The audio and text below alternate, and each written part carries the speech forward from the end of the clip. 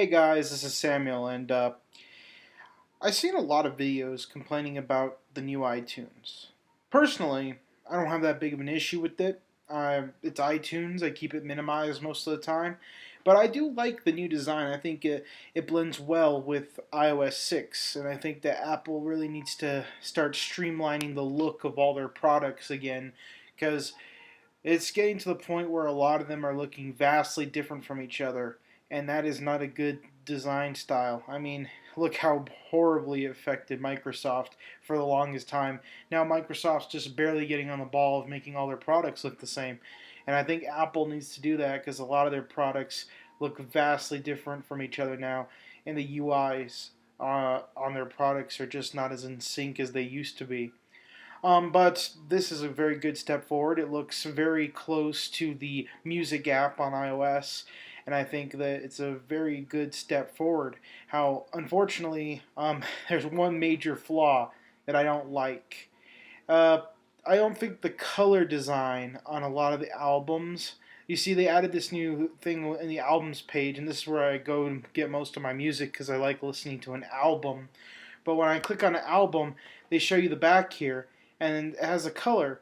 Sometimes these colors do match well. As you can see with 50 Cent's The Big Ten, the little this is like a bunch of free songs he released on Facebook to promote his new Street King energy drink product.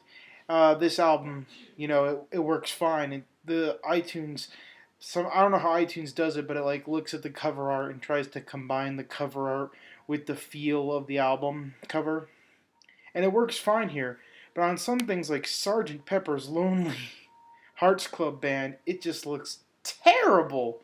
And the worst example, the worst one I've seen, is on the Slim Shady LP. Like, I couldn't believe how bad it looked on this. Let me find it here. I could just search the library up here, huh? Look at that. It looks terrible. Like the purple doesn't match the album cover. I don't know how iTunes does it, but I really wish I could just go in there and change it.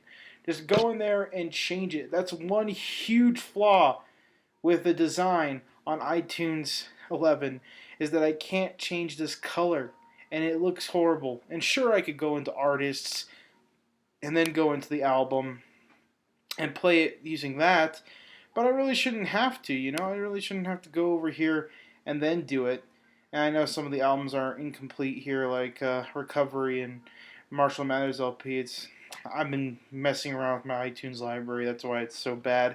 That's why Marshall Mathers LP doesn't have an album cover art. Excuse me. So, but I like browsing through the albums. I think this is the best way to experience iTunes, and I think that we should have the option to not have the colors match the cover art, because apparently iTunes can't handle some of these. I mean, this one's awful. What was another awful one? Oh yeah, Snoop Dogg's Doggy Style album. Ugh, like I I can't read this yellow on pink garbage. Please let me change it, please.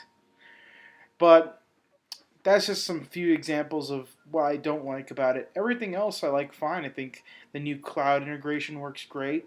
I just watched an episode of Breaking Bad on it, and I like it quite a lot. I don't know why people have such a beef, but I digress. I like iTunes 11, but please let me change the colors. Even on this puke green with Breaking Bad, I would just like to have like. Let me show you an example here. Go back to music. Where's an album? The Queen's Greatest Hits. That's a CD I imported. See, that doesn't look bad at all. Can't I just have the option to have this plain, default, ordinary color on everything? It'll look fine. It'll look better. And I get the feel that they were trying to do, but stuff like this looks horrible. I mean, it isn't too bad for stuff like this. That's the best example I've seen.